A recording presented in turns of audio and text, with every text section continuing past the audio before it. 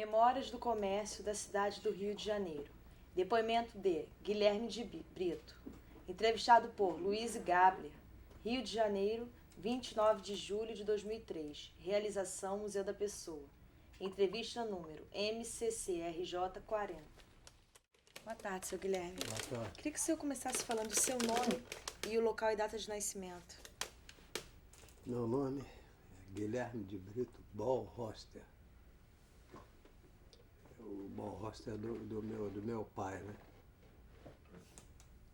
Ele morreu muito cedo, então eu fiquei com esse nome, Guilherme de Brito Ballhoster. Brito da minha mãe e Ballhoster do meu pai. E qual a origem do sobrenome, no caso? Alemão. Alemão? Alemão. Seu pai era alemão? Não, meu avô, pai do meu pai, é que era alemão. E eu adotei esse nome e muito me orgulho dele. Meus netos também se orgulham desse sobrenome. Então, tudo bem, nós vamos levando. E onde o senhor nasceu? Em que ano?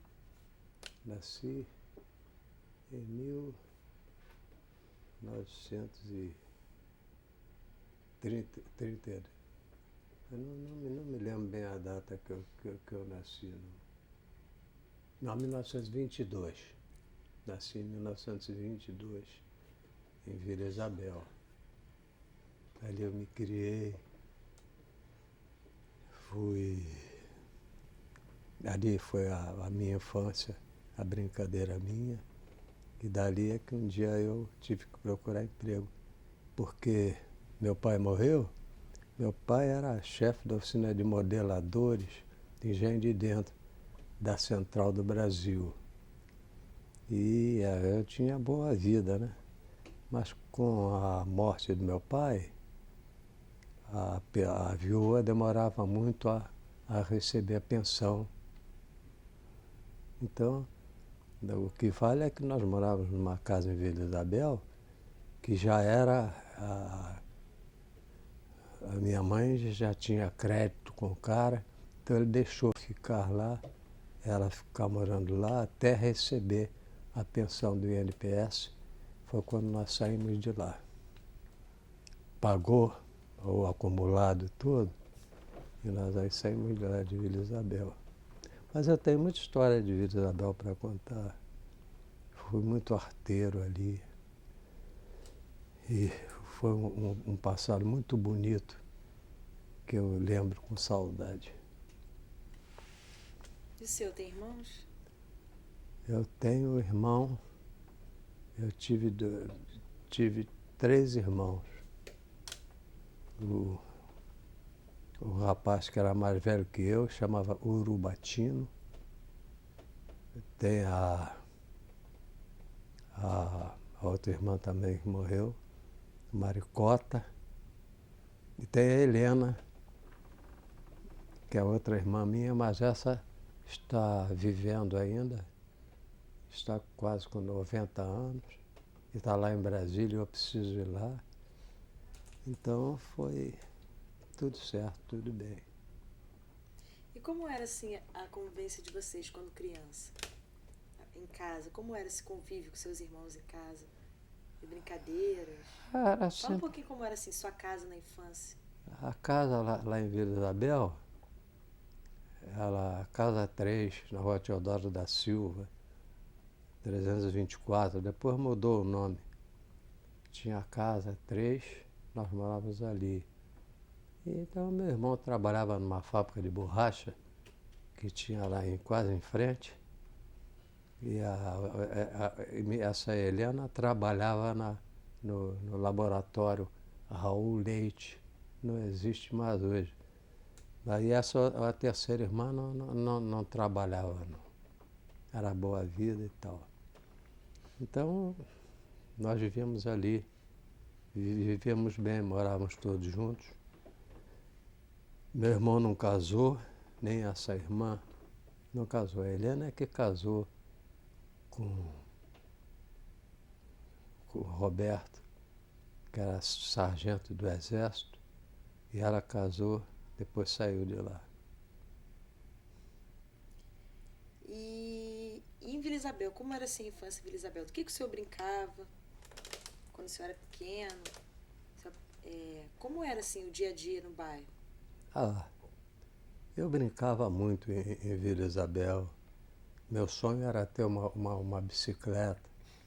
Tinha lá o César, um garoto que até hoje eu falo, quando eu passo numa loja que vejo a bicicleta tão barata, e era o meu sonho, era ter uma bicicleta. Então César era bolão o apelido desse garoto. Eu dava bola de gude a ele para dar uma volta na bicicleta, em troco de uma bola de gude.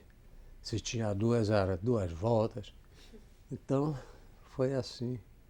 A minha vida ali, agora eu vivi bem.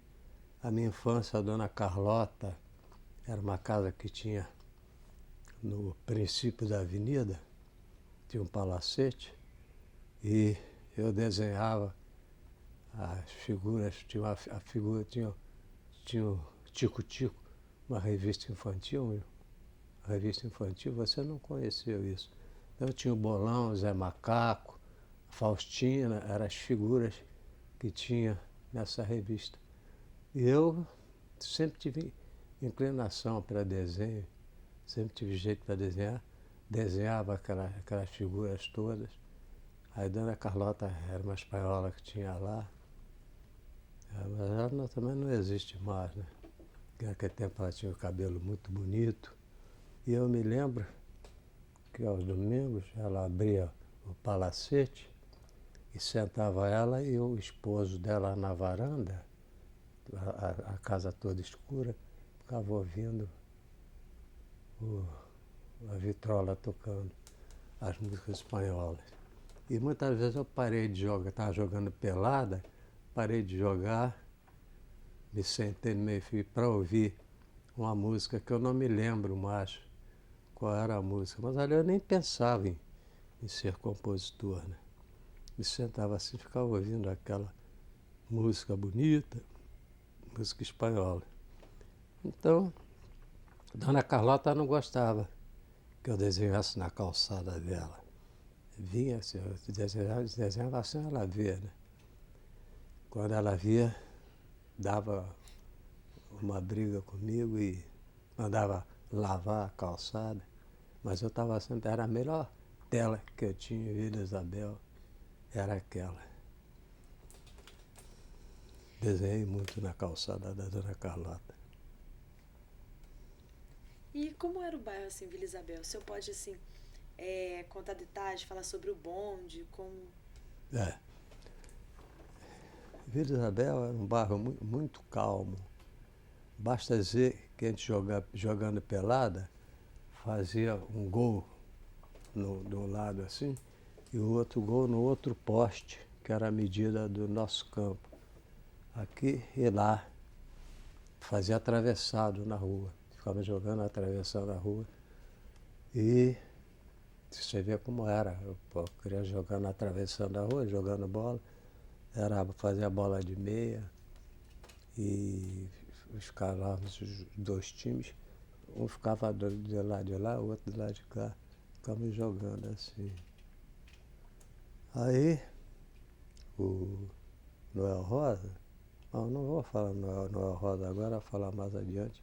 Você vai me perguntar o que agora? Não, era para o senhor falar mesmo como era Vila Isabel, como era o comércio.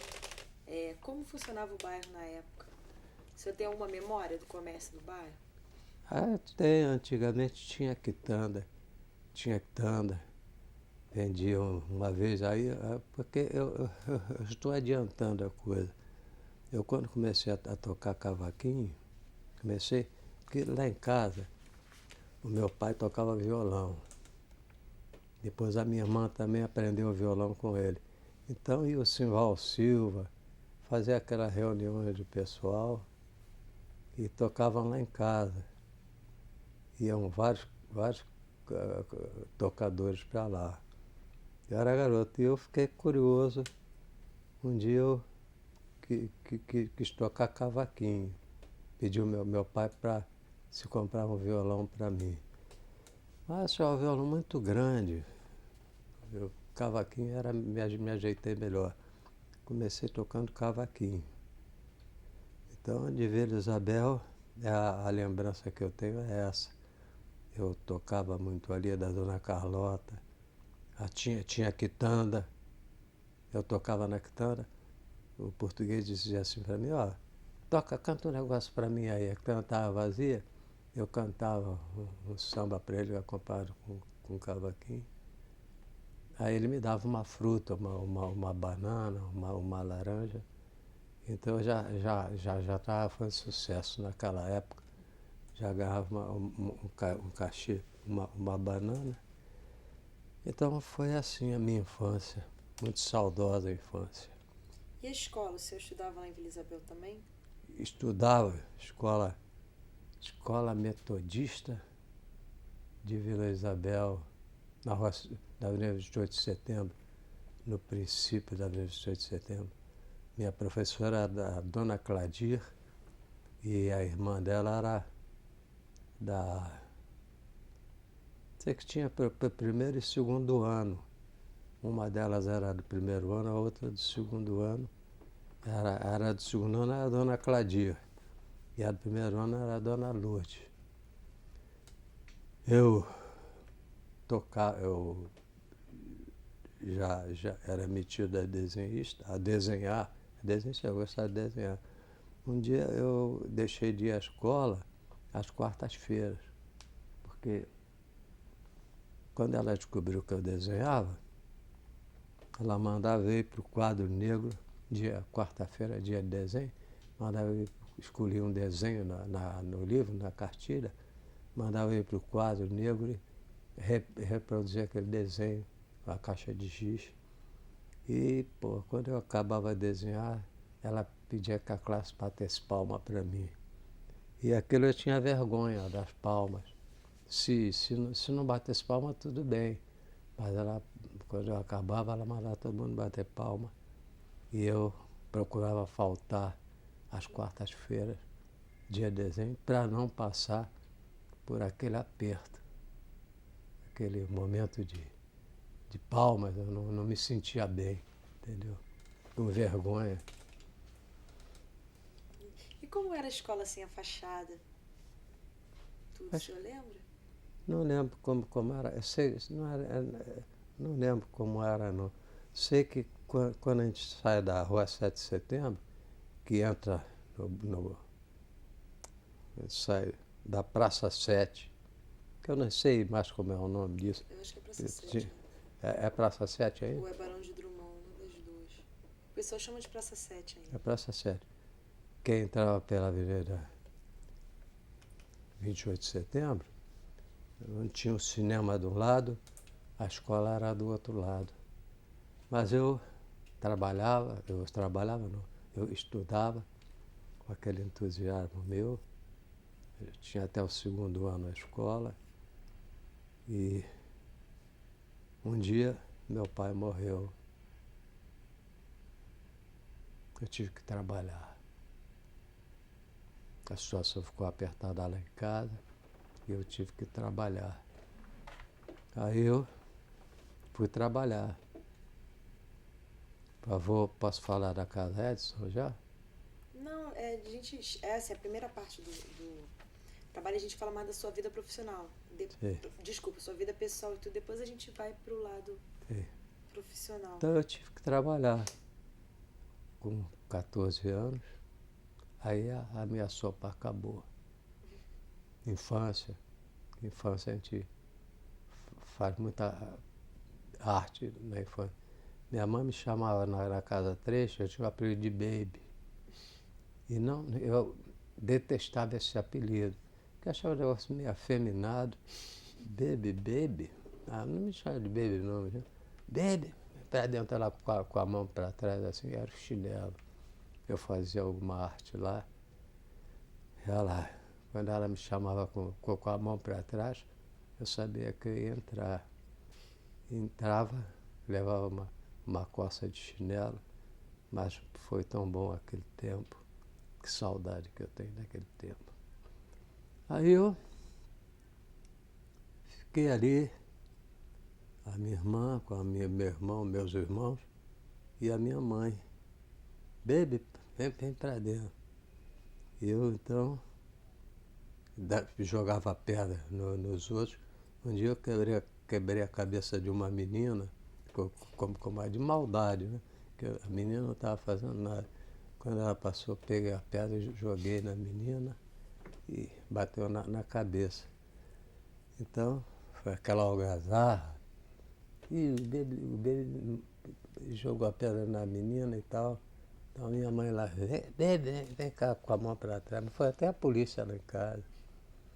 E eu tremi de medo. E essa foi a minha infância, que eu gostei muito. Tenho saudade até hoje da minha infância. E assim, a adolescência, a juventude, assim, o que você costumava fazer, assim, com os amigos, os lugares que frequentava? Ali é o seguinte, eu da minha infância pulei logo por uma responsabilidade grande, sabe? Foi trabalhar para ajudar a minha mãe. Mas enquanto eu era pequeno eu ia fazendo arte, que todo garoto faz. Tinha o Bolão. O Bolão era um garoto rico de lá, menino rico, família muito boa. E ele tinha bicicleta. Então eu pegava uma bola de gude e dava a ele para dar uma volta na bicicleta. E hoje eu vejo a bicicleta tão barata, se é naquele tempo, eu comprava uma meia dúzia de bicicletas, que não pôde ser. O senhor falou que na 28 de setembro tinha um cinema, tudo o senhor frequentava? Cinema? É. Frequentava. Era Tom Mix. Antigamente tinha o Tom Mix. Era filme seriado. Tem que toda semana um capítulo, vamos dizer assim, né? Então eu acompanhava no cinema aquele capítulo, aquele problema que o Tom Mix vivia, eu acompanhava e assim eu vivi. E ali, assim, ainda tinha aqueles bares todos, como é hoje, ou era diferente a 28 Não, de setembro? naquele tempo eu não me ligava em baile, né? Eu garoto, não me ligava em baile. Mas sei que tinha os cordões de carnaval. Sempre gostei de carnaval. E tanto quando meu pai morreu, eu estava todo de luto. Minha mãe tingiu uma roupa. Antigamente tingia a roupa, né? E a minha irmã estava lá assistindo o carnaval com o namorado dela. Quando ela me viu, eu todo de preto, de luto, tocando tamborim no bloco. Me deu uma bronca. Eu saí, sério. Que eu lembro do carnaval, é isso. Minha mãe foi trabalhar no convento Nossa Senhora da Ajuda, ali em Vila Isabel. Existe esse convento lá. Então ela me levava lá para o convento. Até quando eu estive doente, numa ocasião que eu não podia andar, ela me levava no colo lá para o convento para não me deixar sozinho em casa, que sabia que ia ter. Então ela me levava para lá, ia trabalhar no convento e me levava para lá com ela. Então um dia eu ganhei uma andorinha, que tinha uma carroça que eu ganhei amarrada assim, puxava assim. Eu ainda vejo essa carroça hoje, não tem mais não. Mas eu quis que pusesse a andorinha dentro da carroça e cobrisse. Mas não queria. Quando ela pegou vou amarrar a andorinha. Eu disse, não, amarrar não. Deixa ela aí, que ela não vai fugir. Botou a andorinha com aquele peso do pano em cima, ficou quietinha. eu comecei a correr para um lado e para o outro. Acho que bateu lá no buraco, a andorinha se mandou. E eu chorei muito aquele dia porque a andorinha fugiu, porque eu não queria que a andorinha fugisse. E não queria que amarrasse também a andorinha. Então, da infância, é o que eu levo, que me marcou foi isso. E como é que foi então sua entrada no comércio? Como se deu assim, sua entrada seu primeiro emprego e tudo? Meu primeiro e único emprego. Foi meu primeiro e único emprego. Porque ali eu comecei e ali eu me aposentei. Aí é o seguinte, a situação foi apertando lá em casa, eu tive que trabalhar para ajudar minha mãe. Mas antigamente, para trabalhar, tinha que ter atestado que sabia ler, sabia escrever e tal. Então, a minha mãe começou a se virar. Arrumou com o Mário de Brito, que tinha conhecimento com o Figner, da Casa Edson. Então, ela foi atestado do que eu sabia ler, sabia escrever. Mário de Brito Simonetti foi quem deu esse atestado que eu sabia ler e escrever. Eu sei porque essa declaração está lá no museu e no conservatório. Então, aí eu fui trabalhar. Tinha 14 anos. Ficou esperando fazer os 14 anos para poder ir trabalhar. Só com 14 anos é que podia trabalhar. Não iria antes. Né? Então, eu fui trabalhar na Casa Edson. Casa Edson do Rio de Janeiro. E ali eu fiquei trabalhando lá. E ficava em que bairro a Casa Edson? Casa Edson? É. Era na Rua do Ouvidor. Mas quando eu fui para lá, que da Rua do Ouvidor eu fui para a Rua 7 de Setembro. Ela tinha acabado de ir para a Rua 7 de Setembro. Foi Rua 7 de Setembro 70, 90. Eu passo por lá, ainda me recordo daquele tempo. Eu fui trabalhar e tem até uma passagem engraçada, porque eu já te falei que eu tocava cavaquinho. O português mandava eu tocar. Vem cá, menino, toca um negócio, eu tocava. Ele me dava uma banana, uma laranja. Então, quando eu fui trabalhar, eu tocava, mas não pensava em ser compositor, não. Mas eu indo trabalhar, a situação estava ruim lá em casa. Não tinha, então a minha mãe tinha que andar de paletó e gravata. Antigamente tinha que ser de paletó e gravata. Não é como se fosse como hoje, estava fácil. Então eu tinha que ir de paletó e gravata. Então a minha mãe, um vizinho deu uma calça, o outro deu um paletó e o outro deu a camisa. E da camisa eu me lembro que a minha mãe fez uma prega aqui nas minhas costas, que a prega ficou guardada. Então eu fui trabalhar na Casa essa. Foi quando os caras começaram a fazer hora com a minha cara. E, pô, a roupa parece um balão, a calça parece um balão, muito homem. E eu me senti humilhado, porque a minha mãe foi quem recortou aquela calça e aquele paletó para mim. Minha mãe que recortou para ficar legal. Mas não deve ter ficado bem, né? Porque eles começaram a fazer hora com a minha cara, dizer que a minha calça parecia um balão. Foi quando eu fiz o meu primeiro samba, Calça Balão, que eu não me lembro mais como era. Calça Balão, aquela humilhação que eu passei, ficou Calça Balão, Calça Balão, Calça Balão. Eu cantava, ia pro botequim, cantava Calça Balão, mas não me lembro mais como é. me perguntam, mas eu nunca pensei em ser compositor, não. Você falou então agora assim da roupa, da calça balão, mas como era a moda naquela época? Isso era a década de 30, né? 30 é. Como era a moda na década de 30, assim? A moda era como todo homem, né? A paletó, a gravata e calça. Tinha que ser de paletó e gravata. Mas só que a calça, eu não sei como é que ficou.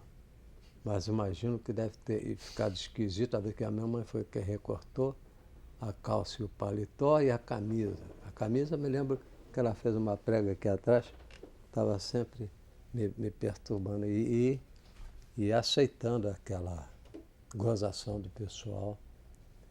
Muito tempo, calça balão, que foi quando eu fiz o meu primeiro samba, calça balão. E quais foram as principais dificuldades no início, assim, no trabalho lá na Casa Edson? Hein?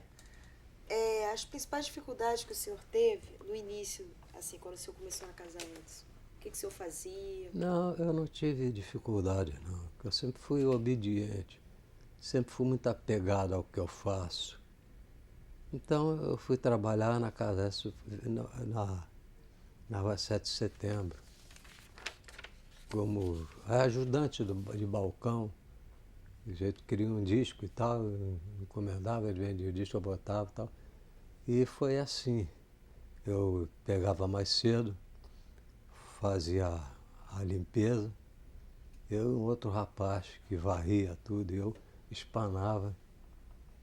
E aí eu fui, mas eu achava que a minha oportunidade era aquela, de eu poder eu sabia que a Casés consertava a máquina de escrever, mas estava lá longe de mim, né? Máquina de calcular. A oficina era na Praça da República, mimeógrafo. Então eu queria sair daquele, queria vencer lá. Eu, garoto, era a oportunidade que eu tinha de vencer, que a instrução era pouca, como foi até hoje. Mas eu sabia que se eu fosse para lá, eu ia aprender uma profissão. Então, comecei a pedir a eles para ir trabalhar lá. Fui trabalhar para a oficina de máquina de escrever.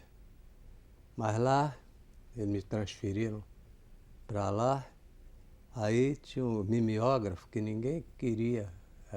Era difícil mecânico, ele vivia todo sujo daquela tinta. Então, eu digo, então serve para mim, essa mesmo. E fui trabalhar na seção de mimeógrafo. E trabalhar, me dediquei, me fiz mecânico de mimeógrafo, mas sempre com o olho lá na frente. De mimeógrafo eu passei para a máquina de escrever. Na máquina de escrever bastava, tinha máquinas que eram mais importantes que máquina de escrever, e era justamente o meu sonho. Já fui para a máquina de calcular, máquina de somar, aliás, mas tinha a máquina máxima lá, que era o Amadeu, que era o chefe, me lembro como se fosse hoje. A gente chegava perto dele, olhava assim, o que você está olhando aí, essa coisa? Então eu saía fora, mas visava a máquina de calcular, que era a máquina Amadas, a máquina suíça. Eu daria, eu vou, que era a máquina de calcular. Foi indo até que um dia eu saí, mimeógrafo, fui para a máquina de escrever. Eu digo, tá, tô chegando lá. Trabalhei na máquina de escrever, depois fui para a máquina de somar, até que eu cheguei, tem um compadre, o Antônio, que que essa máquina era tão complicada que só tinha um mecânico aqui Não, tinham dois mecânicos aqui no Rio. Um era da Light, o mecânico da Light, e na casa essa, que era o representante dessas máquinas. Então a máquina era complicada. Então um dia eu me agarrei com ele, você podia me ensinar essa máquina. Ele começou a me ensinar. Quando ele saiu para ir trabalhar no Banco do Brasil, então me deixou no lugar dele como mecânico de máquina de calcular. E ali eu terminei meus dias na casa Edison como mecânico de máquina de calcular, que era a máquina mais sofisticada que tinha. E então eu me dediquei mesmo, e depois ficou só eu no representante com a máquina de calcular Amadas. E assim, a Casa Edison fornecia para outras lojas? Fornecia? Tinha loja própria? Como Fornecia. era? A Casa Edison era a única representante da máquina, era suíça essa máquina. E o representante era a Casa Edison, Fred Figner. Então, a Souza Cruz era uma máquina que era o preço de um carro naquela ocasião, um automóvel mais barato aí, era o preço da máquina de calcular. Então a Souza Cruz é que comprava muita máquina na casa, que não era qualquer escritório assim que podia ter uma máquina daquela. Então a Souza Cruz é que comprava as máquinas de calcular da casa Edison. E em particular era muito difícil ter aquela máquina, pelo fato de ser muito cara a máquina Amadas. E o senhor falou do Fred Figner, você conhece um pouquinho da história dele? Não, da casa do Figner eu conheço pouco. Frederico, o nome dele é Frederico Figner. Eu sei que ele era que ele dava um passe lá no gabinete dele. Tinha um dia da semana que ele dava passe, ele andava com o chapéu, com uma aba caída aqui de um lado só, muito elegante, e aquela porção de mulheres, só dava passe em mulher, né? Então eu... Como assim? É? Você falou dá passo? Não, ele era espírita. Ah, tá. Ele era espírita. Explica melhor porque eu não Não, entendo. ele era espírita, né? Se vestia muito bem, muito elegante. E aí que quando ele tinha um dia da semana lá que aquelas madames iam lá para o gabinete dele, eu estou só de olho nele, né? E ele dava passe nas mulheres, que ele andava muito bonito, muito elegante, só era duro para dar um vale. Às vezes eu precisava de um vale, e a ele, só o sermão que eu ouvia, eu, qualquer um que fosse pedir, você precisa tomar juízo, precisa guardar dinheiro, essa coisa e tal, mas ele dava o dinheiro e foi muito bom seu Figner para mim. E você conhece a história do nome da casa, assim, esse nome Casa Edison, sabe por quê? Teve esse nome? A casa Edison é por causa do Thomas Edison, esse título americano, eu não sei inglês, que ele botou Casa Edison. Ele é que foi quem trouxe o rádio aqui para o Brasil, foi o Frederico Figner. Trouxe então, botou o nome de Casa Edison, em homenagem a esse Edison, que existe aí, não sei. Então, mas a Casa Edison era muito falada na ocasião, né? Então, foi assim. Então, assim, por que ele... sabe a história da fundação? Ele fundou na época do rádio? Como é que foi? Não lembro da fundação. Quando eu fui para lá já existia a Casa Edison, mas soube que foi por causa de Thomas Edison. Se eu não me engano, era Thomas Edison, o inglês aí, o maluco aí. E ele botou o nome na casa de Casa Edison. Eram as duas casas mais famosas aqui, que vendia máquina de escritório. Era a Casa Edson e a Casa Prate, na Rua da Quitanda. Vendiam as máquinas mais caras de escrever, de calcular, que eram as máquinas, melhores máquinas. Era a Casa Edson e Casa Prate. Mas a Casa Prate era outra máquina, né? E a Casa Edson com a máquina Amadas, que era o mecânico número 1. Depois eu fiquei mecânico. Fui até a Bahia consertar a máquina na Petrobras. Primeira vez que eu andei de avião, deixei todo mundo chorando lá em casa, com medo que o avião caísse. Meu filho era pequeno, minha filha era pequena. E quando eu saí com a pasta para ir para o aeroporto, todo mundo ficou chorando lá em casa, porque eu ia viajar de avião, o avião ia cair. E eu fui lá para Petrobras, passei uma semana revisando as máquinas dele, as máquinas Madas. Então foi muito bom esse tempo, sabe? Muito bonito. Eu ia todo dia, a Petrobras era na Cidade Baixa, me lembro como se fosse hoje. E eu hospedado no hotel na Cidade Alta. Então aquele elevador Lacerda, eu descia e subia todo dia, 4 vezes. Descia de manhã, subia para almoçar, tornava a descer, tornava a subir. O elevador Lacerda, sabe? Já ouviu? Tá muito bom. E eu procuro guardar tudo que acontece comigo. Então me lembro disso. Eu passei muito tempo lá na Bahia, passei 15 dias.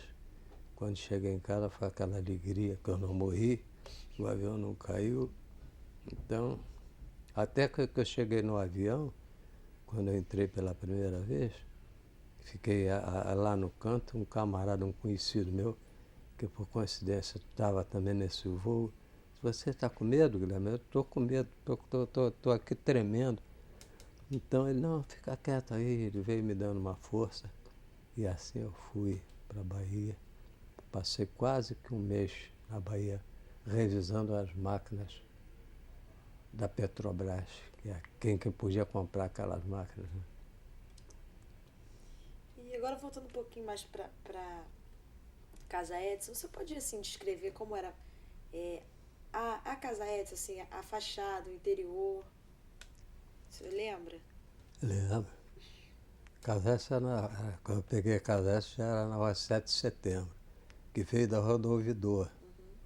Mas fui trabalhar, era na rua 7 de setembro. Era uma loja muito grande, a loja muito ampla, duas vitrines, uma de um lado, outra do outro. E depois tinha lá, primeiro andar, segundo andar, tinha terceiro andar, o segundo. Então no primeiro andar era o escritório da Casa Edson, e no outro acima parece que era uma escola de máquina de escrever. Então era assim a Casa Edson, que ainda existe esse prédio lá hoje na rua 7 de setembro. Tu sabe o que tem lá hoje no lugar? Não sei o que tem. E quantos funcionários tinha aproximadamente? Na Casa Edson? É. A Casa Edson tinha muito funcionário. Tinha um quadro negro lá, que inclusive os vendedores, que ali iam anotando quem vendia mais máquinas. Eles tinham um concurso lá, que quem vendesse mais máquinas recebia um prêmio no fim do mês. Então, você vendia uma máquina, ele anotava lá, você vendia, fazia aquela porção de coisa. E era no térreo, no primeiro andar, era o escritório. Então lá tinha o quadro, mas a oficina era na Praça da República. A oficina era na Praça da República.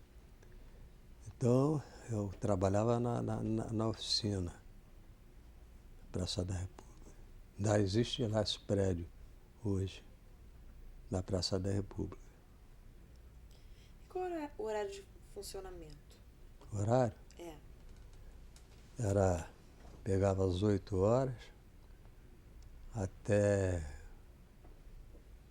acho que era 11 horas, a gente saía para almoçar, almoçava e voltava 1 hora, trabalhava até às 6 horas, era o horário dele. E sábado abria? Sábado não. Não, no princípio abria.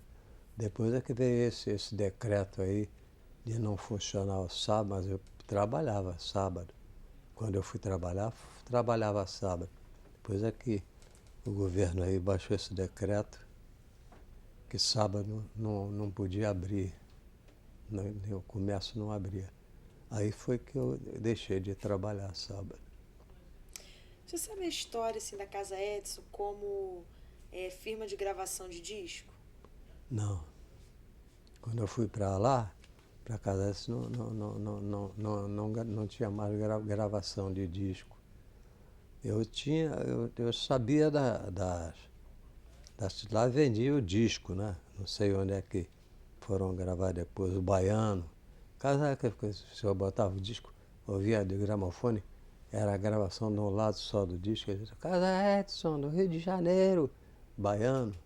Eu conheci o Baiano e o filho dele trabalhou muito comigo, o filho desse baiano. Quem botava a voz, Casa Edson, Rio de Janeiro, era o Baiano. Eu conheci o Baiano, mas quando eu fui trabalhar, não tinha mais. Não tinha. Quem trouxe o disco Brasil foi o Figner, né? Eu sabia, Fred Figner. Eu não Foi sei ele quem trouxe. Então, mas quando eu fui trabalhar, a Casa Edson não gravava mais. Vendia vitrola e aquela. Tem até uma marca aí que eu esqueço, de manivela. Então, o disco era de um lado só, a gravação. Mas gravar não gravava mais, não. E o Figner, assim, tem uma história da fábrica Odeon, o senhor conhece? Qual a história? É que ele construiu a fábrica Odeon. O senhor conhece essa história? Não. Bom, eu não. Tanta história, tanto tempo se passou, 82 anos que eu estou, então muita coisa eu esqueci. Porque eu é que quem manobrava com aquela máquina Armadas, eu ia para todo lugar. O Odeon deve ser o disco Odeon antes de eu ir para lá, para casa dela. Mas eu ia a Petrópolis, na Souza Cruz, a companhia tinha máquina podia contar as lojas que tinham máquina Armadas, pelo fato de ser máquina muito cara, não era qualquer escritório que tinha. E aquela história que o senhor me contou lá fora da chave, no sabonete lá, como é que foi isso? Eu sempre fui muito levado, né?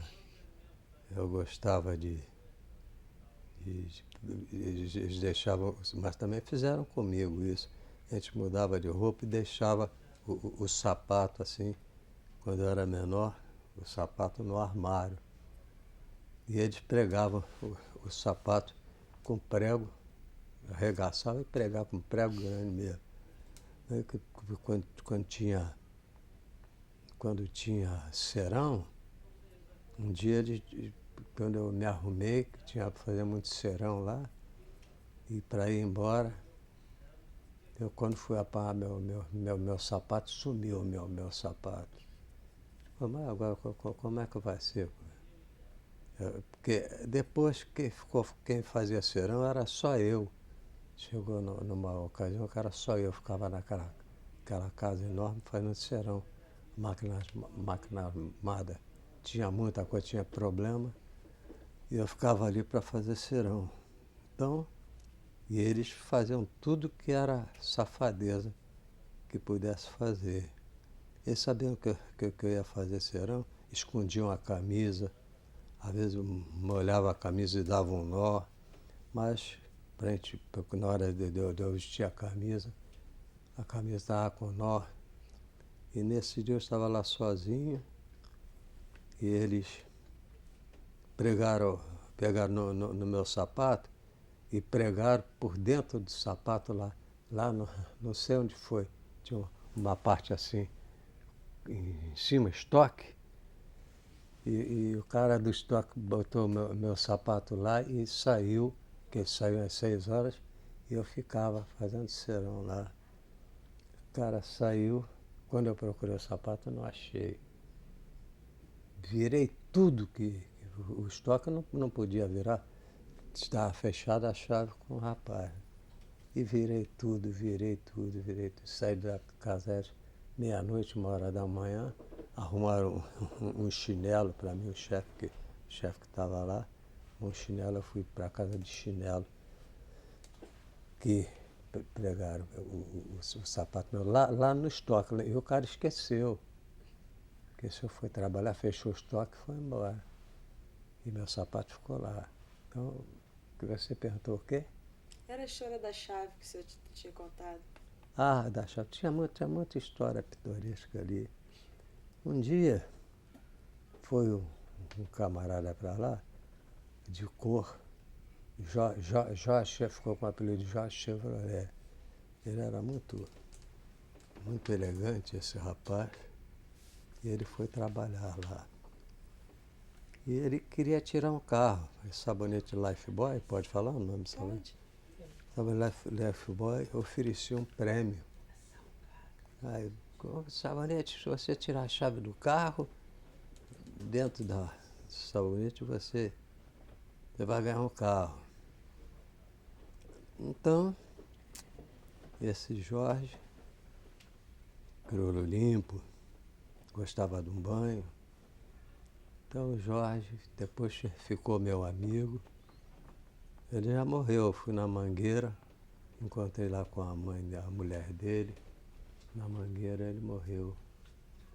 Então, esse Jorge, esqueço o nome dele, comprou o sabonete Lifebuoy e estava passando, sabe, eu tomava banho, nós tomávamos banho juntos. E só tinha uns 2 ou 3 que eu contei o caso. Então esses caras que sabiam o negócio pediu o sabonete a ele para gastar, queria chegar.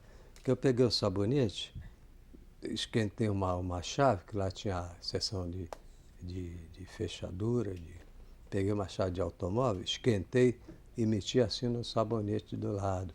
Depois eu cimentei aquilo que saiu do sabonete, botei lá no armário dele, que nós todos tínhamos armário. Então, toda noite eu pedi ao Jorge, peça sabonete, tomava banho de sabão, Jorge, peça sabonete aí. Eu pegava, tomava e esfregava bastante eu queria ver o resultado que ia dar aquilo. Mas custou. Uns e outros lá pediam o sabonete a ele. Jorge, peça sabonete e tal. Quando foi um dia, já estava fininho o sabonete, que eu meti assim de lado da chave, assim. Um belo dia ele estava tomando banho, aí, era aqui, fez aquele escândalo, então ele pegou, ele disse que estava tomando banho, viu aquela chavezinha assim, aquele lado da fechadura assim, meteu o dente, uma dentadura muito bonita, meteu o dente, olha aqui a chave aqui, tirei o carro. Eu aí estou quieto. Eu e mais uns 3 que sabíamos da história. Eu digo, Francisco. Aí ele pegou, a dona Lélia quis comprar, dava 20 mil reais acho que ele pegou a chave, limpou a chave toda, botou no envelope, botou no bolso, e a dona Lélia queria comprar. Dona Lélia era? Dona Lélia. Lélia. Era a dona desse prédio aqui. Ah, era da família também? Era filha do Figner. Ah, tá. Ele tinha 3 filhas. Era a Lélia, a Leontina e a Helena. 3 filhas e um filho adotivo, que era esqueço o nome dele. Bom, então o Jorge ficou todo prosa com a chave. que nós estávamos na Praça da República, ele foi para a Rua 7 de Setembro. A Adélia, quando soube que ele tirou a chave, eu te dou 20 mil, não me lembro, na chave. Não, não quero não, ficou lá com a chave no bolso. E eu telefonava daqui para a Rua 7 para saber como é que estava o negócio lá. Ele todo prova lá, telefonava, como é que está o negócio aí? Ih, está dando um bode, Guilherme. Telefonaram para Niterói, para o chefe da Lifeboy, que ele morava em Niterói. Então, estamos esperando aqui. O Jorge está aqui, todo prova, com aquela porção de a loja assim, de gente que passou na rua, viu aquela. O que foi isso? Não? Ele tirou a chave da Lifeboy, ganhou o carro, aí ficou a loja cheia de gente lá. Quando veio o gerente da Lifeboy, que olhou assim, ele, ó, cadê a chave? É português, eu não sei, eles que contaram a mim. Ah, olha aqui a chave aqui. Ah, isso é uma grossa brincadeira que fizeram com você. Então, depois eles souberam que fui eu que fiz o negócio. Então, depois que passou, aí ele ficou com o apelido de Jorge Chevrolet, esse rapaz, por causa desse caso. Que a loja ficou cheia, né? O que há aí? Não, o rapaz que tirou a chave da Chevrolet, mas o Chevrolet não tinha chave nenhuma, não botou chave nenhuma. O gerente chegou e foi dizendo que essa é uma grossa brincadeira que fizeram com o senhor. E você sabe até que ano funcionou a Casa Edson? É? Você sabe até que ano funcionou a Casa Edson? Não sei. Eu sei dizer a você que eu estava tão enfronhado naquilo que eu tinha medo. Quando me aposentei, tinha medo de passar na frente da Casa Edson, da mulher me chamar. Você entendeu? Aquela estado de culpa de eu ter que ficar lá. Então eu procurava passar do outro lado. Eu sei que eu fiquei com medo de passar na frente da Casa Edson, que a mulher podia me chamar. Passei uns tempos que eu não sei quanto tempo funcionou, não. Eu sei que lá eu entrei, conforme eu te falei aí, como office boy, depois como aprendiz de mecânico, e fui indo, me tornei chefe da seção. Saí de lá, quando eu me aposentei, ali, teve um dia também que eu interrompi a minha ida lá, que tinha um rádio assim, a minha mesa era assim, tinha aquela opção de mesa, né? E eu estava ali e o rádio ficava em frente, sempre a música atrapalhando a minha vida. Então tinha o Gaturama. Tinha o Gaturama e tinha o Milton, que era um camarada que eu estava aqui, e a máquina trabalhando, o rádio funcionando em frente a mim, e ele lá nos fundos da oficina queria ouvir música. Então, chegava, aumentava o rádio. Eu digo, isso está ruim, porque na máquina Amadas tem certos defeitos que você tem que sentir no ouvido, tá entendendo? Eu, com certo momento. Pô, eu não boto isso alto que tá me atrapalhando. Ele botava, eu saí na mão com ele, fomos pra rua, nós dois. Aí, outro período brabo na minha vida, eu morava no Meia, quando foi um dia, mas passei uns 15 dias, uns 15 meses lá, um dia, porque quem estava tomando conta, o cara ficou tomando conta, estava tomando conta da oficina, um outro mecânico lá, puxa-saco. A briga que houve entre eu e o cara foi só um sopapo, eu podia relevar.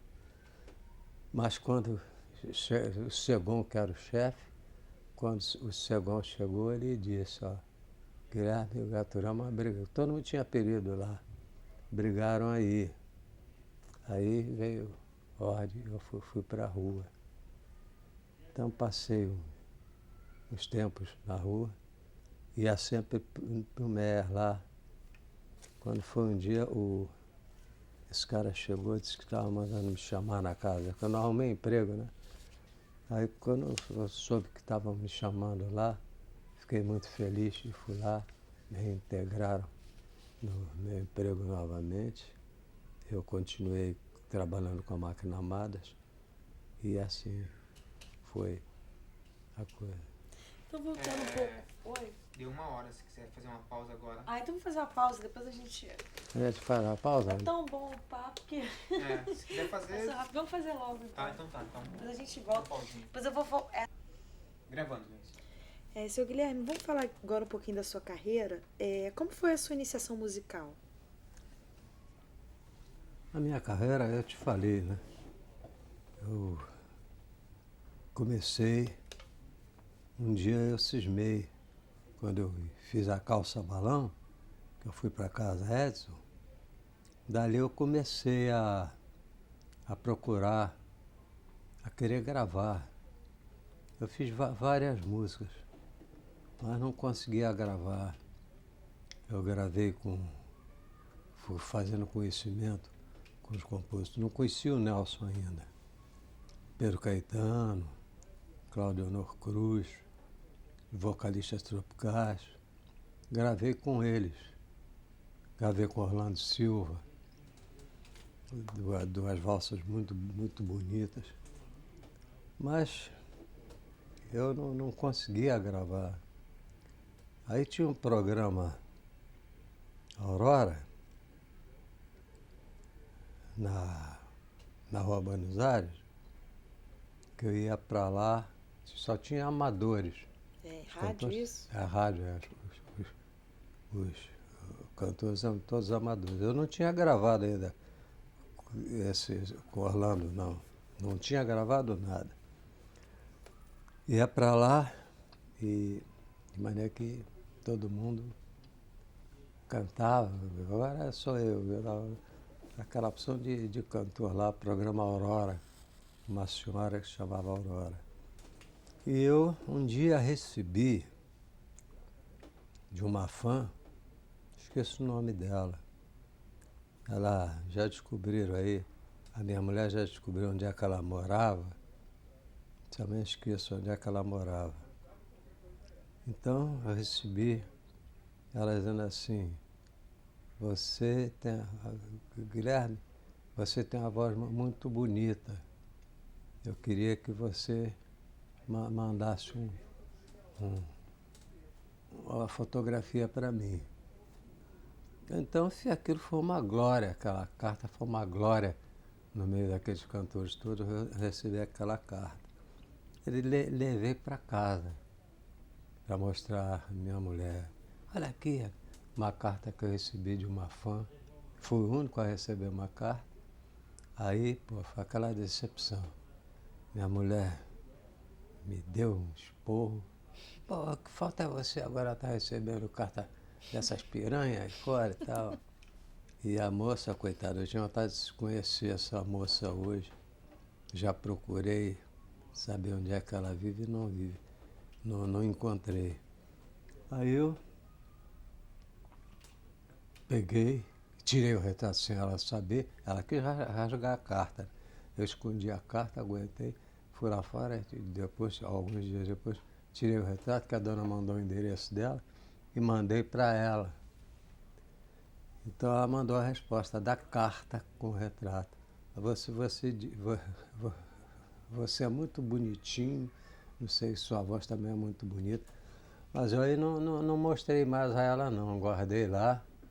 Hoje essas cartas estão no museu, no conservatório. E um dia essa dona Aurora, também o cantor não recebeu carta, só eu, ela me chamou, Guilherme, toma aqui para você, guarda esse que é o teu cachê aqui, R$10.000 naquele tempo. Aí que cheguei, a situação na casa estava ruim, eu trabalhava na casa Edson, então peguei aquela nota de R$10, escrevi, botei a data que eu ganhei em cima, não deixei gastar nem por nada aquela nota, muito embora a situação lá em casa precisasse daqueles 10 reais, não deixei gastar. Levei lá para o museu, hoje está lá no museu, e eu estou muito feliz pelo fato dela ter me dado aquele primeiro cachê. E então como é que surgiu esse museu?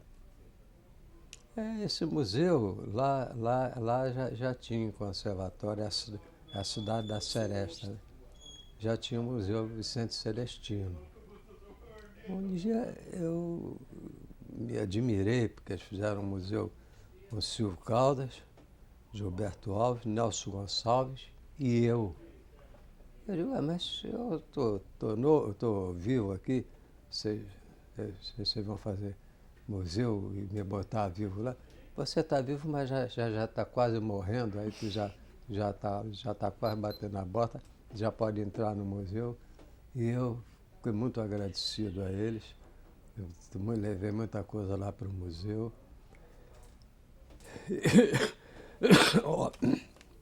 Isso já é a chamada do homem aí. Aí eu fiquei muito feliz e o museu está funcionando até hoje lá. Você fala um pouquinho agora, assim, um pouco do ambiente musical da sua infância, adolescência. Os artistas, se o senhor conhecia alguns artistas de Vila Isabel, como é que foi, assim? Não, aí eu já tinha saído de Vila Isabel, né? Nessas ocasiões em que eu ia procurar o rádio, eu já tinha saído de Vila Isabel. Eu conhecia eles lá ia na Rádio Nacional, tinha um bar onde os cantores, nas horas de folga, iam para ali para o bar. E eu, então, ia para lá para querer me enfranhar.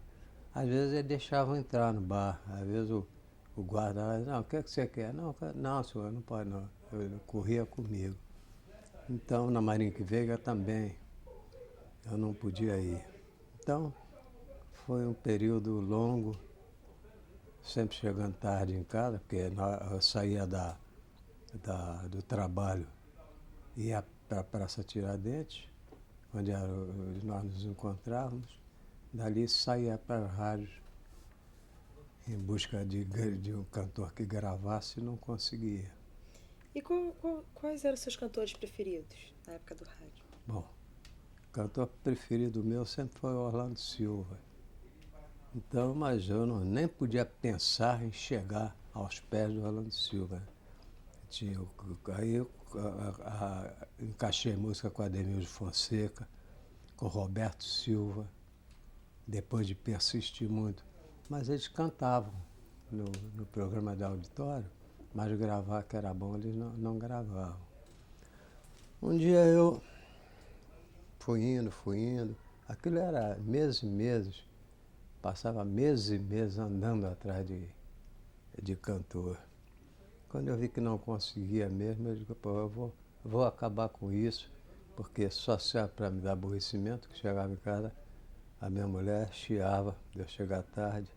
Eu não vou mais compor, não. Parei de ser compositor. Parei de ser compositor quando um dia eu estava em casa, tinha um concunhado meu, o Vaguinho, tocava violão muito bem, e ele estava acompanhando o Augusto Calheiros na Rádio Roquete Pinto. Ele arrumou lá de acompanhar o Augusto Calheiros. Eu em casa estava ouvindo o Calheiros, acompanhado por ele. Pô, o Calheiros é capaz de ficar com uma valsa minha, que eu tinha várias valsas. Eu vou mostrar a valsa Meu Dilema ao Calheiros. Pedi esse meu concunhado, vamos lá, deixa eu ir contigo e tal. Realmente eu cheguei lá, Calheiro, eu queria te mostrar uma música aqui. Mas o Calheiro já estava no final de carreira já, né? E cantei a valsa para ele, para Augusto Calheiro. É bonita a valsa, que ele disse a mim, essa é a bonita valsa. na primeira oportunidade, eu vou gravar essa valsa. Aí o Calheiro tornou-se meu amigo, ia lá em casa. Eu tenho esse retrato que eu vou mandar para vocês aí, Augusto Calheiro cantando lá em casa. E foi aquela felicidade. Mas tu vai gravar mesmo? Eu vou gravar. Ficou meu amigo, ia almoçar lá em casa. Um belo dia, aí eu fiz mais valsas para o Calheiro. Fiz o Anjo Bom. E fiz mais umas meia dúzia de valsas para ele, naquele estilo dele. Um dia ele me ligou, disse assim, Guilherme, tem uma notícia boa para você. Eu digo, o que é? Qual é a notícia? O disco era só um lado e o outro, uma música de um lado e do outro. Eu vou gravar a tua música. Eu digo, vai nada, Calheiro, vai mesmo, vou gravar. Quem dirigiu o disco era o Antônio Almeida, um produtor que tinha naquela época. Mas tem uma coisa, você nasceu com cu pra lua. Eu digo, por quê, cara? Porque quando ele foi chamado para mostrar, tinha que mostrar duas músicas, né? Ele cantou uma música que foi esse Meu Dilema. O Antônio me disse, essa tá bonita, essa vai para um lado, agora canta a música para o outro lado. Ele começou a cantar o repertório que ele tinha. Cantou essa não, cantou outra, essa não. Ele não tinha mais nada para cantar, cantou outra valsa minha. Não me lembro qual foi, se foi o Anjo Bom. Foi o Anjo Bom. Aí o Antônio meio que não sabia de nada, disse, essa é que é a música para o outro lado. Então, vê você, eu penei, mas comecei gravando os dois lados, sozinho, como compositor. Eu frequentava o Bar Nacional, no Largo da Carioca, comprei uma caixa de disco, distribuía disco para todo mundo. Quer um disco, meu filho? Quer um disco? Que eu queria autografar o disco, eu dei disco para todo mundo. Foi uma felicidade que você não imagina. Dali eu comecei a fazer amizade com Pedro Caetano, com Cláudio Honor Cruz. E também começou a surgir outros cantores. Que aquela música que eu gravei, bonita, muito embora seja bonita, o rapaz ouviu, um rapaz vivia lá em Conservatória, ouviu essa valsa aqui no Rio e disse, essa valsa é tua. Então vai botar essa placa lá em cima em Conservatória. Aí me levou lá e botou a placa, Meu Dilema, tá lá a placa. Aí eu fiz amizade com outros compositores e Ademir de cantar música minha não gravava, mas aí eu me cheguei a outros compositores, como Pedro Caetano, Leduvi. Aí comecei a gravar com Orlando, com vocalistas tropicais. Aí as portas se abriram para mim e eu estou nessa carreira até hoje. Estou feliz, né? Agora já não faço mais nada. E como é que funcionava essa questão de direito autoral na época? Direito autoral, agora é que está bom, porque naquela época era muito triste o direito autoral. Né? Chegar lá ia receber se vier 10, 20 mil reais. Hoje é que estão pagando melhor.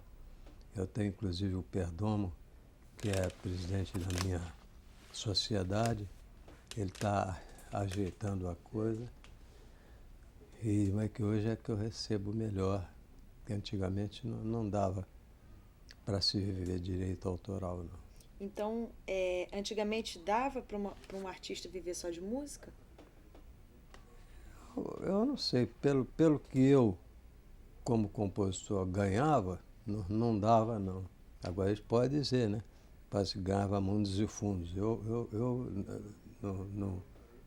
pelo que eu ganhava, não dava, não. Então tinha que ter outro trabalho, né?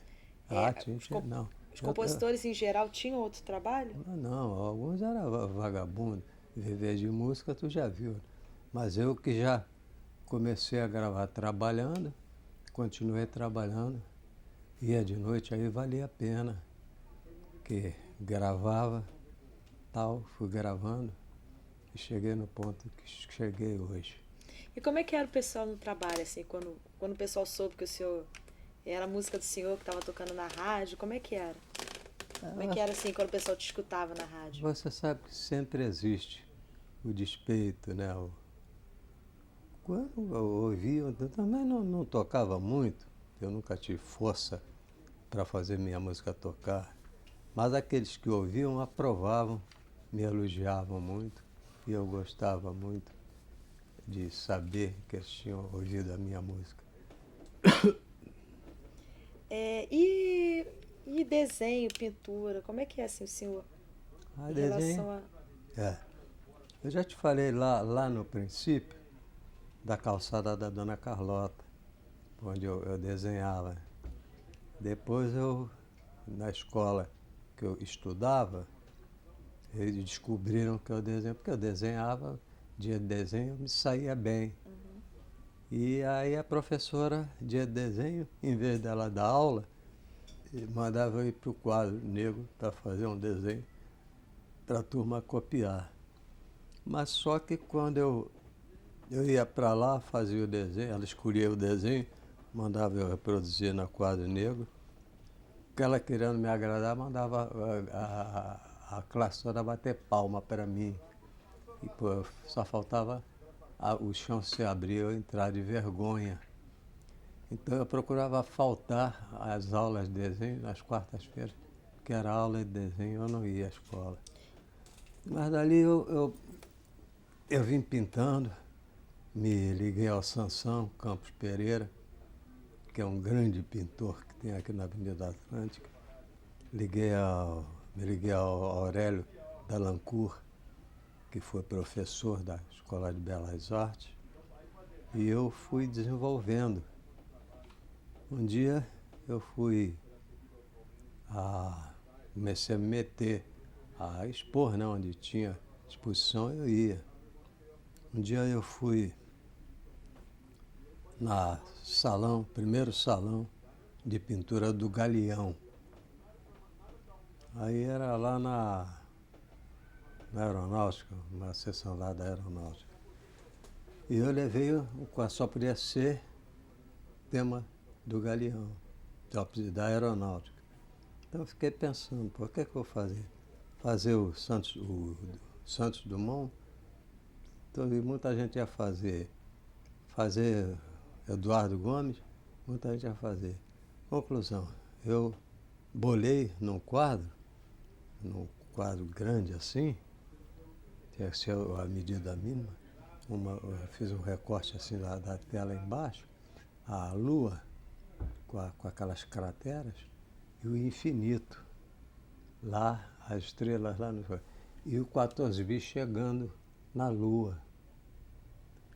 Botei o nome do quadro, O Sonho. Levei lá para o Galeão, a emoção. Levei lá para o Galeão, O Sonho. Quando foi no dia da vernissagem, que inaugurou a vernissagem, eu fui. Peguei minha mulher e fomos lá. Não sem pretensão nenhuma. Mas quando eu cheguei lá, o meu quadro estava em primeiro plano, lá na Aeronáutica. E eles escreveram no papel. E tudo começou assim. Eles escreveram, botaram embaixo do meu quadro. O nome do quadro era O Sonho, que era o sonho de Santos Dumont. Chegaram à Lua, chegando à Lua com 14 bis. Então eles puseram isso, deram uma atenção especial, eu tive prêmio. E me deram dinheiro lá. E fui a Fernando Noronha. Eu com outros pintores, né? Foram premiados também. Então fiquei muito feliz. E é isso aí. E agora voltando, a Casa Edson era no centro, assim, como era o comércio no centro? Você lembra, assim, como eram as lojas, que lojas tinham? Eu lembro, deve ter loja daquele tempo, ali na Rua 7 de Setembro, você vê, é uma loja pegada à outra, né? Uhum. Só muda o ingrediente que tem lá dentro. Então era assim e continua assim. Eu também não sou tão velho assim não, minha filha. Eu estou com 82 anos só. Sou um jovem senhor, né? Então aquelas lojas era mais ou menos o que é hoje. Mas assim, tinha alguma loja que chamava a atenção do senhor, que o senhor gostava, frequentava ali na A 7 de setembro? capital, a capital. A capital era na Avenida Rio Branco. Lá é que eu comprava roupa quando dava o dinheiro. Eu comprava na capital. Não sei se existe essa casa ainda hoje. Então, era assim. E voltando um pouco à Casa Edson, quem eram assim, os principais clientes da loja? Hein? Os principais clientes da Casa Edson? O principal cliente era a Souza Cruz, porque eu estou me tirando pela Madas, que era uma máquina que eu trabalhava, e era a máquina mais cara, mais comentada da Casa Edson, era a Madas. Então, era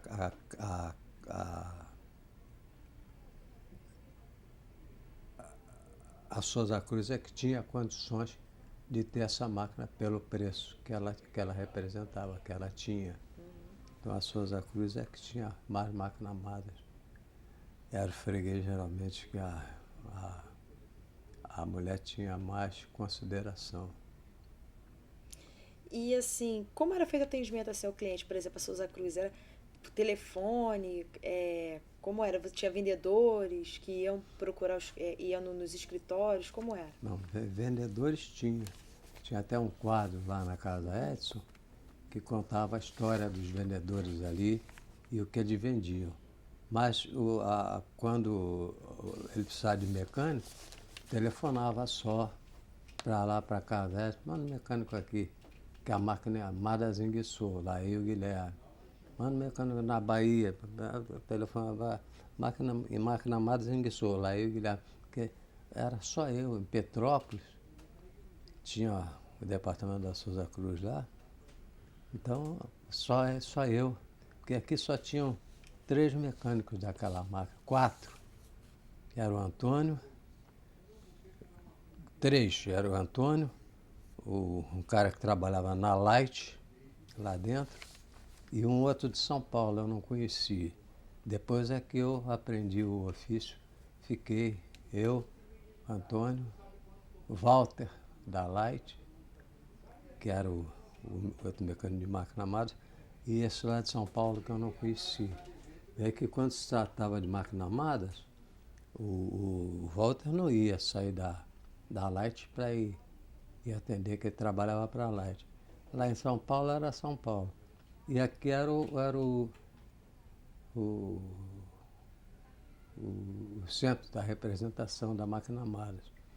Ou ia o Antônio, esse meu compadre. Ele aqui ia, mas depois ele passou o ofício para mim e foi trabalhar no Banco do Brasil, e eu, como mecânico da Madas, é que ia atender a tudo que era chamado que batesse na Casa Edson. Fui a São Paulo, a Bahia, fui Petrópolis, eu ia sempre. Então foi uma maravilha para mim viver. E a Casa Edson tinha filial? Filial não. Não tinha filial. Bom, tinha filial lá em São Paulo. Aqui no Rio não, tinha filial em São Paulo, que eu não conhecia. Sabia que ela tinha filial lá, mas o centro dela era aqui no Rio de Janeiro. E como as pessoas chegavam assim à loja? Tinha estacionamento na época? Não. A Rua 7 de Setembro era como é hoje.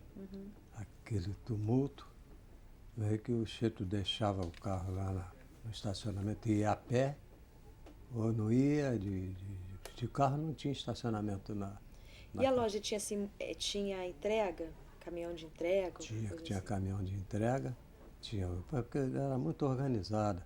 A loja era uma maravilha. Quando o Figner estava lá, tinha um corpo de vendedores, tinha os funcionários, tinha os vendedores, os faxineiros, né? com aquele uniforme e os mecânicos, mas depois que ele saiu, foi decaindo a coisa. E tem muita coisa para contar, mas acontece que eu não posso contar. A dona Lélia foi decaindo a casa Edson e acabou a casa Edson. E na época, nos tempos áureos da Casa Edson, tinha propaganda no rádio, impressa? Ah, tinha. Aparecia o catálogo, o telefone. Aparecia sempre a máquina Royal, que também era outra exclusividade deles. Porque tinha, para concorrer com a Casa Edson, tinha a Casa Prate, na rua da Quitanda. Então, representava a máquina Hamilton, a Casa Prate. E a máquina de calcular, eu esqueço o nome da máquina. E tinha a Casa Edson, que era a máquina Royal, de escrever, e a máquina de calcular, a máquina Amada, a máquina de somar era, esqueço o nome, enfim, era representante, porque as máquinas vinham de fora. Todas vinham semi-desmontadas. Então as máquinas vinham de onde? A que eu trabalhava vinha da Suíça. Ah, é, o senhor falou. Então, tudo era a Casa Edson. A Casa Edson que resolvia. Eu ia no Cais do Porto com ela, a máquina vinha desmontada, como eu ia no Cais do Porto contar as máquinas, depois o caminhão ia buscar para me montar. Eu ficava trabalhando até tarde para montar aquelas máquinas. Foi bom para mim, sabe? Foi muito bom para mim. Uma passagem maravilhosa na minha vida. E seja o que Deus quiser, e Ele quis, e eu trabalhei até o final na máquina Amadas. Um dia eu me aposentei. Aí ficava com medo de passar em frente à Casa Edson, de eles me chamarem lá para alguma coisa, porque eu não queria mais trabalhar, né? Então eu fugi muito de passar na porta daquela casa, com medo de eles me chamarem para lá dentro para fazer alguma coisa e tal. Mas foi bom, eu não posso me queixar da vida, não. A vida agora, você vê, eu estou fazendo um show em cima do outro. Tem a minha empresária, que é a...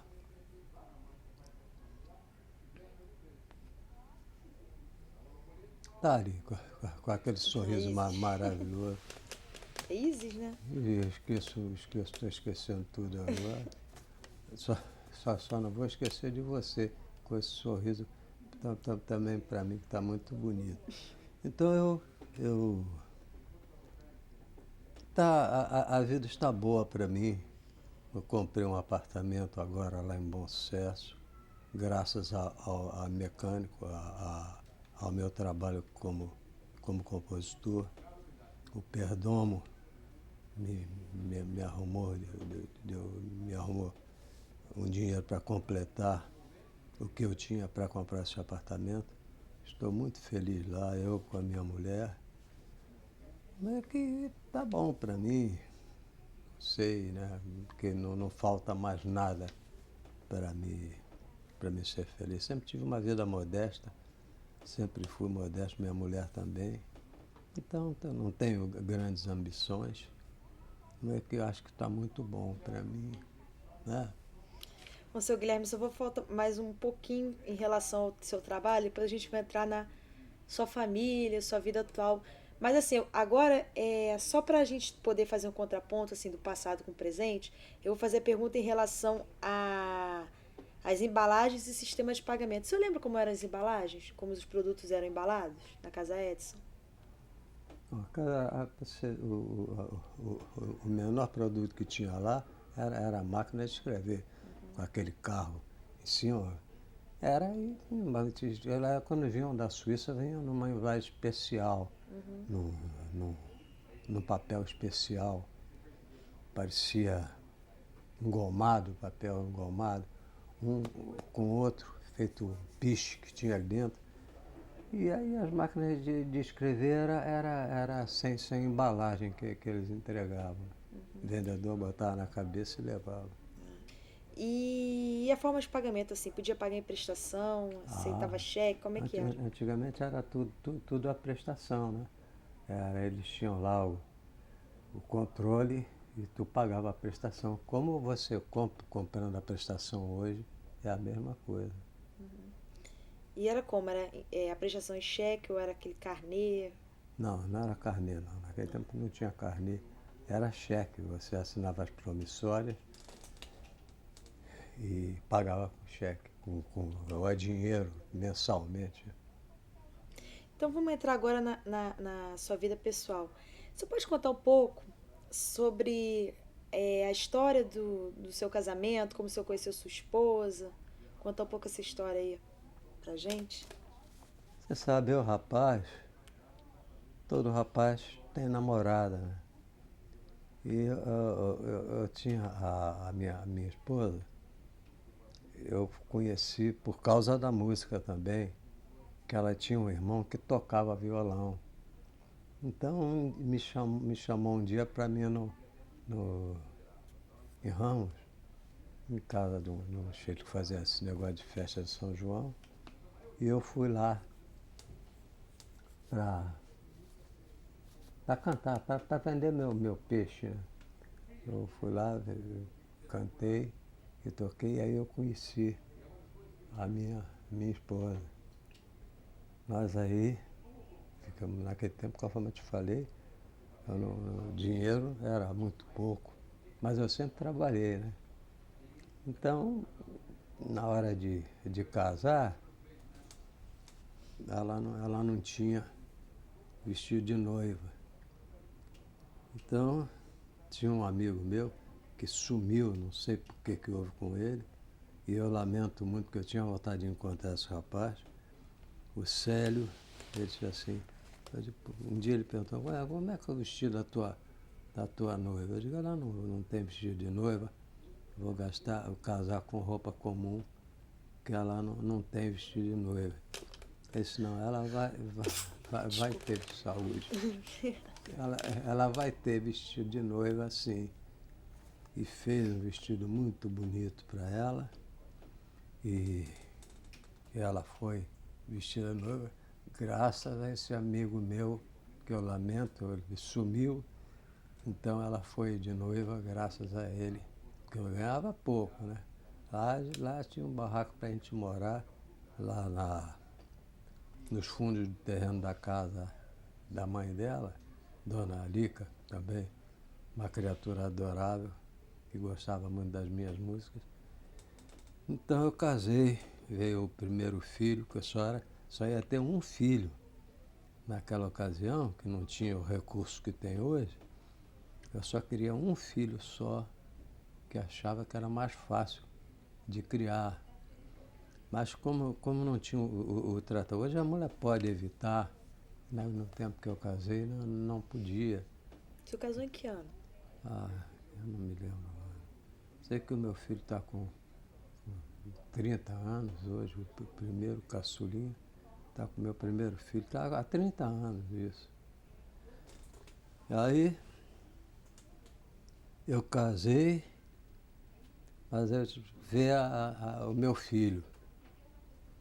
Daí, tanto que a menina, se viesse, ia se chamar Diana. Se fosse menina, ia chamar Diana. Por causa de uma menina que eu vi na barca, a menina com vestido aqui embaixo, assim, aqui embaixo, toda. E a mãe chamando, Diana, vem cá, Diana, vem cá. Aquele Diana ficou na minha cabeça.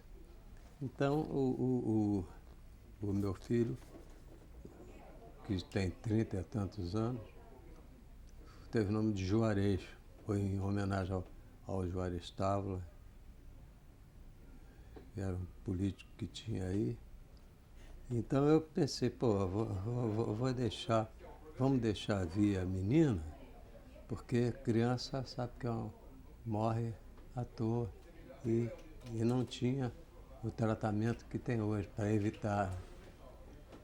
Então que ela tinha que acabar com o negócio de filho. Então eu disse, não, então vamos deixar vir a menina também, que aí tá mais garantido. Se morrer um, vai ficar o outro. E graças a Deus, essa filha é muito amiga minha, como meu filho também é. Eu estou muito feliz, sabe? Sou muito feliz. E o que seus filhos fazem, sim?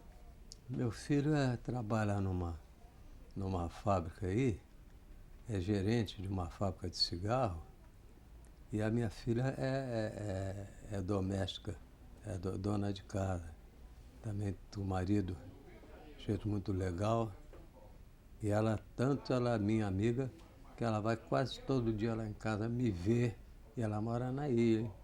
Vai em casa para me ver, para me tomar a benção. Então, é legal. E o senhor gostaria que eles... Só um minutinho, deixa eu ver. Dá uma pausa. Gravando.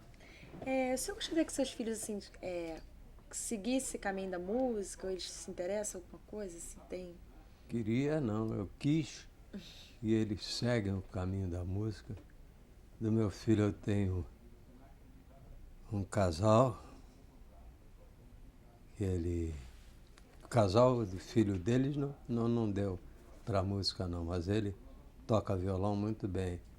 A minha filha começou também arranhando no violão, mas casou, não seguiu. Os meus netos, por parte da minha filha, tem a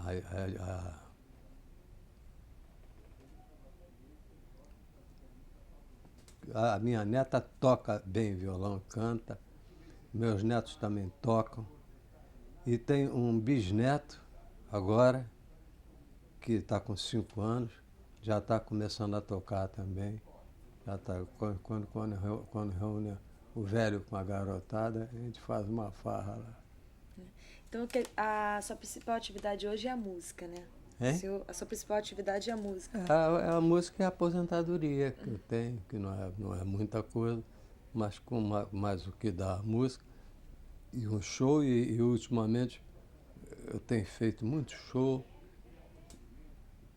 que fico até sem tempo de fazer show, mas graças a Deus tenho feito muito show. E com a aposentadoria vai dando para me viver bem, modestamente, com a minha mulher.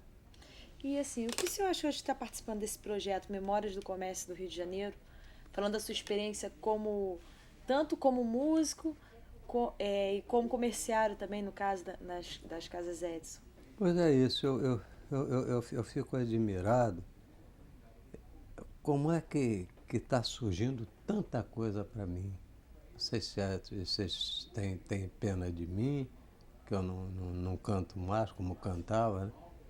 Então, eu estou admirado de tanto show que eles estão arrumando para mim e com a aceitação que eu tenho tido, muito. Ainda hoje eu fiz um show lá esqueço o nome. Fiz um show muito aplaudido e fico muito agradecido a eles. Deus que abençoe esse pessoal todo que me ajuda, mesmo no fim da vida. É muito bom a gente ter o reconhecimento, conforme eu estou tendo aqui contigo. Então, Sr. Guilherme, eu quero agradecer ao senhor e queria que o senhor desse uma palhinha aí de uma... Pois não. Eu vou cantar uma música para você que falam muito dessa letra, né? E já diz que até já houve quem dissesse, que viram aí na internet, que eu nunca vi isso, que eu não sei trabalhar com internet, mas então foi incluída entre as 10 músicas mais bonitas, as letras mais bonitas do Seresteiro. Essa, Tu Pisava nos Astros Distraída, do Horácio Barbosa. Então eu vou cantar. Tira o seu sorriso do caminho que eu quero passar com a minha dor. que é outra frase também, que eles consideram muito bonita. Então eu vou cantar para em tua homenagem isso aí. Tira o seu sorriso do caminho, que eu quero passar com a minha dor. Hoje pra você eu sou espinho, espinho não machuca flor. Eu só errei quando juntei minha alma à sua. O sol não pode viver perto da lua. Tá bonito? Tá lindo. Pois é isso, tá muito bonito. Obrigado. Parabéns, muito obrigada por tudo. Agradeço aí a sua entrevista. Eu é que agradeço a você. Só espero que o que sair daí por escrito você não esqueça de mandar para mim. Ah, se você vai receber o convite aí do lançamento. Vou guardar de coração. Ainda mais sendo entrevistado por uma criatura tão simpática como você. Obrigada. Ah. Obrigada.